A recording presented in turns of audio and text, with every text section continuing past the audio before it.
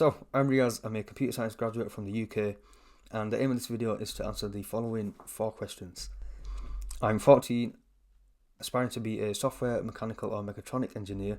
Which path should I follow? What is a personal statement and how does it work in the UK? What is the difference between a Bachelor's of Science and Bachelor's of Engineering? And then you had questions about projects. You mentioned learning Arduino and machine learning to see which is more fun. But you wasn't sure how important they are and what theories you should try and showcase with your projects. So that's what I'll talk about. So my plan is to be as straightforward as possible, but if you want to skip around from question to question, I've left the timestamps in the description below. So question number 1 is, which path should I follow at 14? At 14, you don't need to choose a path at all. All 3 of them, software, mechanical and mechatronic, have the same foundations. Strong maths, strong physics, logical problem solving and basic programming. If you see me looking this way, it's because I'm looking at my notes just to help me organize my thoughts. If it did come time to choosing an option, then I personally would lean into my strengths. I'd figure out what I'm good at. So this is what you do at this age. At 14, learn your foundations, so maths, physics, problem solving and basic programming. And then I'd lean into my strengths by figuring out what I'm good at. So personally, I will spend the next few years figuring out what I'm good at by trying a bunch of different things. When it did come time to decide, I differentiate the 3 by the following. Software engineering is mostly coding, programming, algorithms, systems and logic. Mechanical is mostly physics, forces, materials and systems that move. And then mechatronics is mostly mechanical, electronics, software, so things like automation, robotics and control systems. So conclusion, you're 14, you don't need to decide yet. What I would do is spend the next couple of years trying different things, figure out what you're good at, and build a solid foundation. So when it did come time to choose, you've got options. You know that you can do either one or any of them. So the second question was on personal statements, what they are and how they work in the UK. You were right that in Australia you don't need personal statements or very rarely need them, and university admissions are mostly based on score. So if you are planning on staying in Australia, then just focus on your grades. Make sure that you get good grades and you'll have more options. So if your plan is to study in the UK, you're going to need the 3 following things. Good predicted or achieved grades. Sometimes you might need to do an interview or admissions test depending on the university, especially for places like Cambridge. And then you're going to need a personal statement. A personal statement is a document that you've written to the university stating who you are and why you want to study this specific course at the university. You want to talk about your relevant skills, and then you want to demonstrate your passion. This is where your personal projects come in. You can talk about how you've done this and tried different things in the field, which makes you more suitable for higher education. In my opinion, the aim of the personal statement is to make you stand out from other candidates, and you can do this through showcasing your personality and then what you've done outside of university, outside of school, to show interest in that certain course or field. You can also talk about books that you've read and people in the field that you follow or that you've read upon. So in conclusion, regardless of where you're going to apply, either inside Australia or outside, your grades are very important. And then outside of your grades, your personal projects that you do are important for 2 reasons. Number 1, you're going to gain experience in the field that you're trying to get into, and you'll figure out what you're good at. And then secondly, if it does come to applying to a UK university, you can talk about your personal projects, making you stand out and be a better candidate for the universities that you're applying to. The third question was on the difference between a Bachelor's of Science and a Bachelor's of Engineering.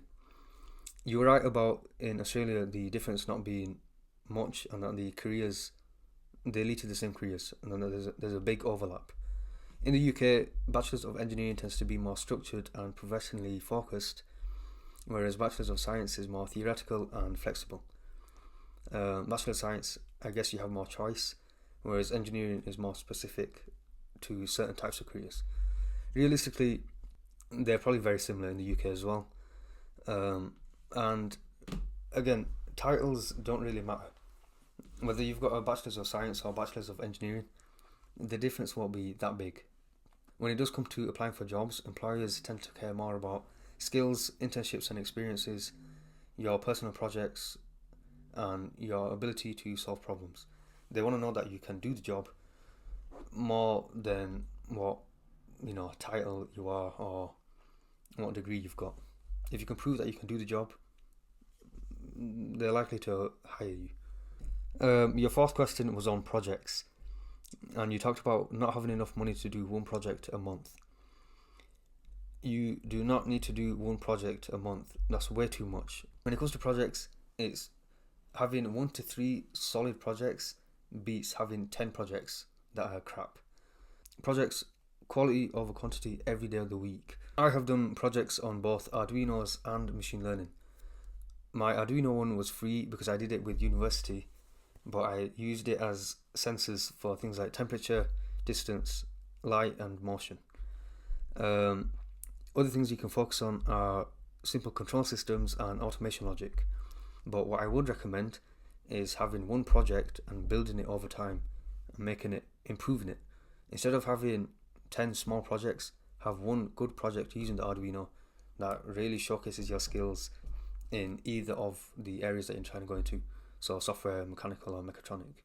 But the thing is, there's a big overlap. If you have one good project in software, it still links with if you're trying to get into mechatronic or mechanical. And then machine learning, my dissertation was on machine learning. It was on the automatic detection of age-related macular degeneration. AMD is short for age-related macular degeneration. But AMD is just a disease in the eye, and my machine learning model detected that disease from pictures of the retina. The pictures of the retina I used from a public dataset. All of this was completely free.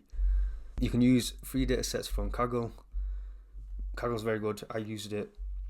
And then train simple models, and then focus on understanding instead of complexity. Yeah, that's what I recommend. I did my dissertation on detecting eye disease, and what I did was I built the model, and then I focused on improving the model to make it easier to use and things like that. If you want, I can do a demonstration on the model, going step by step on how I made it. But once you have done your project, and it comes time to either putting it on your CV or your personal statement, then you can then talk about what problem you solved, how it works, what you learned, and then what you do to improve it next time. The point is, I wouldn't put too much pressure on yourself. You're 14. Any of the projects that you do, make sure they're fun. Don't burn yourself out. You talked about how far you need to go with these projects. It's completely up to you. Even if it is a beginner project, it already sets you apart from the rest of the students who didn't. I'd recommend doing it less for, because you're trying to get something out of it, like getting into the right university. But do it more because you enjoy it. Find ways to make it fun and do things that you enjoy, so that you keep at it. You're much more likely to focus on the project if you enjoy what you're doing and you actually want to solve the problem that you're aiming to solve, instead of, oh, this is going to look good on my personal statement, or it's going to look good on my CV. That's why I'll do it. So, in conclusion, if I was you and I was 14, I'd focus on the maths and physics behind engineering, and then I'd play about with software and hardware projects just on my own, just for fun. I'd do what I enjoy, solve problems that I want to solve, and then I wouldn't put pressure on myself. I'm 14. I don't need to. These decisions haven't come yet. I can't make decisions that haven't come to me yet. And then I'd go out of my way to research this stuff on my own. I'll leave some links in the description below so that you can check out different people. Don't just rely on me. Just research, enjoy it, and you'll be alright. You're 14, thinking about this stuff. You're much further ahead than I was at your age, so you'll be fine.